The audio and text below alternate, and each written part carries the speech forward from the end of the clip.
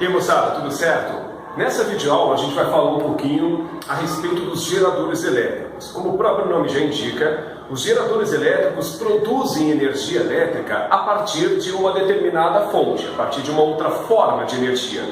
E talvez o exemplo mais emblemático de geradores elétricos sejam as pilhas e as baterias. Eu vou utilizar como exemplo aqui aquelas pilhas xixa-lentas AA que vão lá em controle remoto, por exemplo, de televisão, que tem na sua inscrição 1,5 volts. Essa na prática representa a quantidade de volts que essa pilha deveria fornecer ao circuito onde está inserido. Só que a gente sabe que depois de um certo tempo de funcionamento, essa pilha ela se aquece, indicando que parte dessa energia está sendo dissipada na forma de calor. Então, imagine que destes 1,5 volts, o equivalente a 1,3 volts sejam entregues ao circuito. Essa quantidade de volts que é realmente aproveitada pelo circuito é aquilo que nós conhecemos por tensão elétrica. Agora, imagine que a diferença entre 1,5 e 1,3, no caso 0,2, sejam desperdiçados na forma de calor. Então veja que é uma nítida diferença entre a quantidade de energia que deveria ser entregue e a quantidade de energia que é realmente entregue ao circuito. Esta quantidade de energia que é entregue ao circuito, como eu disse, é a chamada tensão elétrica. E essa quantidade de volts que deveria ser entregue ao circuito, mas que não é, por conta do inevitável desperdício de energia na forma de calor, é aquilo que nós conhecemos como força eletromotriz. A força eletromotriz, que costuma ser abreviada por Fem, costuma ser representado pela letra grega epsilon, com esse aspecto aqui. Então há uma distinção entre a tensão elétrica, dB, voltagem, e a força eletromotriz. Porque a tensão representa a quantidade de volts que é realmente aproveitada pelo circuito. E a força eletromotriz, a quantidade de volts que deveria ser fornecida ao circuito, mas como eu já disse, não é por causa do inevitável desperdício de energia na forma de calor. Eu vou continuar falando um pouquinho mais a respeito dessa quantidade de volts que deveria ser entregue e que realmente é entregue no circuito, aqui nesse tópico conhecido como equação do gerador. Então, funciona mais ou menos assim, ó. Eu vou relacionar em uma única expressão esta quantidade de volts que deveria ser entregue e a quantidade de volts que é realmente entregue ao circuito onde esse gerador se encontra. Esta é a equação do gerador. Então, vamos relembrar mais uma vez. Este U representa a tensão, este E representa a força eletromotriz, o E de corrente elétrica, a gente já está habituado faz tempo nessa playlist aí de eletrodinâmica, e este Rzinho representa a tal de resistência interna. A resistência interna é a responsável pela dissipação de energia na forma de calor. Ou seja, um gerador a pilha se opõe à passagem da corrente que ele mesmo cria. Então, é essa resistência internazinha a responsável pela dissipação de energia na forma de calor. Essa equação do gerador, eu vou continuar falando um pouco a respeito dela, a gente vai fazer uma abordagem um pouco mais matemática a partir de agora, que a gente vai ver como que, graficamente, essa expressão pode ser representada. Como essa é uma função do primeiro grau, já que expressa a relação de dependência linear entre esta variável dependente e a corrente que faz o papel da variável independente, o expoente ali é uma função do primeiro grau, a gente sabe que o gráfico de uma função do primeiro grau é uma reta. E essa reta pode estar inclinada para cima ou inclinada para baixo. Quem decide isso é o coeficiente angular, que nesse caso é a própria resistência interna. E você percebe que pela fórmula aparece o sinal de menos aqui. Isso significa que o gráfico vai ser decrescente. E essa reta ela está confinada ao primeiro quadrante desse plano cartesiano. Ela não extrapola, não pode vir para cá, não pode ir para lá. Ela fica confinada nesse primeiro quadrante do plano cartesiano. É um gráfico decrescente, já que é uma função linear aqui decrescente, como vocês podem perceber. E a primeira coisa que eu vou fazer é falar para vocês observarem esse ponto mais alto aqui no gráfico, Veja que nesse ponto mais alto do gráfico nós temos o valor máximo de tensão, que representa justamente a força eletromotriz. Então, no gráfico desse tipo, eu costumo dizer que a força eletromotriz ela não é calculada, ela é olhada, porque nesse tipo de gráfico o ponto mais alto sempre representa a força eletromotriz. Então, para esse ponto onde a corrente elétrica vale zero, já que para esse ponto, se eu projetar sobre o eixo da corrente, a corrente vale zero, a tensão nos terminais desse gerador é igual à força eletromotriz. Agora observe em contraponto esse ponto mais baixo aqui, ó. Esse ponto mais baixo corresponde ao maior valor de corrente elétrica que pode passar nesse gerador.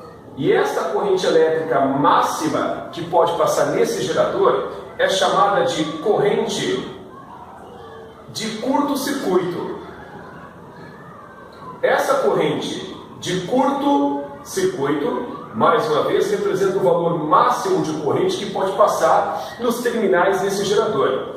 E vejam que quando que a corrente elétrica assume esse valor máximo? Quando a tensão aplicada nos terminais desse gerador é zero, né? Se eu pegar esse ponto aqui onde a corrente assume o seu valor máximo e projetar sobre o eixo aqui da tensão, vejam que o valor é igual a zero. E para a tensão igual a zero, a corrente elétrica que passa neste gerador é a corrente de curto-circuito. Nós tínhamos visto há um tempo atrás, quando estudamos a primeira lei de Ohm, que quando nós temos um gráfico da tensão em função da corrente, a inclinação desse gráfico revela uma propriedade importante, a resistência elétrica. E a resistência elétrica que a gente está falando aqui é a resistência interna deste gerador. Isso significa que se eu associar a inclinação desta reta à propriedade de resistência interna, eu chego à conclusão que a resistência interna, conforme nós vimos anteriormente, ela é determinada através da tangente do ângulo de inclinação. Este ângulo de inclinação aqui, ó. Então, este é o valor da resistência elétrica, que pode ser determinada através dessa propriedade gráfica. Qualquer gráfico da tensão em função da corrente, a inclinação revela o valor da resistência elétrica, seja a resistência de um resistor, seja a resistência interna de um gerador, a resistência interna de um receptor, que a gente vai ver um pouco mais para frente, quando eu postar essa videoaula sobre o receptor, já está gravado, apenas tem o seu devido tempo. Então, todo gráfico da tensão em função da corrente revela essa propriedade marcante, que é a resistência interna, determinada pela tangente do ângulo de inclinação. Se a gente usar isso aqui um pouco mais, a gente pode perceber o seguinte, que a tangente ela é calculada por coca, né? Cateto oposto sobre cateto adjacente. E vejam que neste triângulo retângulo que eu estou passando o dedo aqui, ó, o cateto oposto ao ângulo θ faz o papel da própria força eletromotriz. Enquanto que o cateto adjacente, esse lado aqui, ó, quem faz o papel dele é o valor da própria corrente de curto-circuito. Então, se você quiser entender a resistência como a tangente do ângulo de inclinação, ou se você tiver acesso a essas duas informações, a força eletromotriz e a corrente de curto-circuito, são duas equações igualmente válidas, né? Convenhamos, tá? Essas são algumas propriedades gráficas da equação do gerador elétrico. E agora eu vou falar de uma forma um pouco mais contundente, um pouco mais detalhada sobre essa história do gerador aproveitar, desperdiçar energia e tudo mais. E essa discussão vai ser conduzida através aqui da potência elétrica. Todo gerador produz energia, o circuito aproveita e parte dessa energia produzida ela é desperdiçada na forma de calor. Então, a potência elétrica ela pode ser entendida como sendo a potência total, que representa toda a fração de energia produzida pelo gerador elétrico. Essa potência total ela pode ser determinada através da fórmula do Ohm. Essa é a equação que a gente usa para calcular o valor da potência total. Toda a energia que é produzida pelo gerador por unidade de tempo. Agora existe também a chamada potência aproveitada, que representa aquela fração de energia que, como o próprio nome já indica, é aproveitada pelo circuito. Essa potência aproveitada, ela também costuma ser chamada de potência útil. A potência que é entregue ao circuito e que pode ser determinada pela fórmula do π. Essa é uma equação bem específica para calcular esse tipo específico de potência, a potência útil. E para determinar a potência que é desperdiçada, para determinar a potência que é dissipada por parte do gerador elétrico, há uma equação específica. Nós estudamos resistores elétricos nessa playlist em uma outra videoaula anterior e vimos que a potência elétrica de um resistor, a potência dissipada, ela pode ser calculada pela fórmula do π, pela fórmula do π e também pela fórmula do pur. São três fórmulas diferentes que servem com o mesmo propósito, calcular a potência dissipada em resistor. Agora, para gerador, esqueça. Só há uma equação que pode ser utilizada para se determinar a potência dissipada. Eu estou falando sobre a fórmula do π, que é aquela que incorpora a resistência interna no cálculo dessa potência. Tá? Então, são fórmulas específicas usadas para se calcular cada uma dessas potências, a total, a útil e a dissipada. E é claro que se a gente somar a potência útil com a potência dissipada, a gente obtém a potência total. Ok? Muito bem. Agora que a gente está embalado e falando um pouquinho a respeito dessa parte da energia que é aproveitada, desperdiçada, agora no próximo quadro eu vou falar um pouquinho sobre o rendimento, que é um parâmetro que é usado para saber se o gerador está aproveitando bem ou mal a energia que consome, e também a representação dos dois tipos de geradores elétricos. Tudo certo? Vem comigo então, antes, um parâmetro que é muito utilizado não apenas em eletricidade, geradores, mas em todas as áreas da física, para saber se a energia em um determinado processo está sendo bem ou mal aproveitada, é um parâmetro conhecido como rendimento. Matematicamente falando e conceitualmente falando, o rendimento ele é entendido como sendo a razão entre a energia útil, a energia que é aproveitada em um determinado processo, e a energia total. Tá? Sempre dessa forma, qualquer processo. Só que como o propósito é trazer essa discussão para o estudo dos geradores, a energia útil vai ser substituída pelo termo potência útil e a energia total pelo termo potência total. A potência útil, nós vimos que ela pode ser determinada pela fórmula do π e a potência total pela fórmula do π. Vocês podem perceber que aparece I no numerador e no denominador dessa fração. Eu posso simplificar e aí eu reescrevo essa expressão sem as coisas que eu botei, chegando à conclusão que o rendimento de um gerador pode ser determinado através dessa expressão aqui, ó. A razão entre a DDP, a tensão, e a força eletromotriz. Três propriedades importantes a respeito do rendimento. Ele é algo adimensional. Antes que você pense que ser adimensional é algo que não tem dimensão, na verdade, é algo que não tem unidade, é um número puro, desprovido de unidade. Tá? O rendimento é algo que pode ser expresso em termos percentuais. Tá? Você pode atribuir um percentual ao aproveitamento de energia desse gerador. Tipo assim, o rendimento de uma pilha de 0,4 significa que de toda a energia produzida pela pilha, 40% é aproveitada pelo circuito. Tá? E o rendimento é um número que se situa entre 0 e 1, inclusive. Rendimento igual a zero, vamos considerar que não pode existir, porque é uma pilha que não aproveita absolutamente nada da energia que consome. Né? O rendimento de ser igual a 1 também, na prática, seria um rendimento que não existiria, porque é uma pilha que aproveita toda a energia que consome, tem uma durabilidade absurda, tá? Só que na prática, na teoria, a gente vai considerar como sendo um rendimento possível, já que em tantas situações vocês vão se deparar com o termo considere o gerador ideal, que é aquele que teoricamente aproveita toda a energia que consome e não desperdiça nada. Repito, na prática não existe, mas a gente imagina que existe só para facilitar a nossa vida, pelo menos no início. E aproveitando o gancho, vou falar um pouco a respeito desses geradores. Como é que eu sei que em um circuito há um gerador?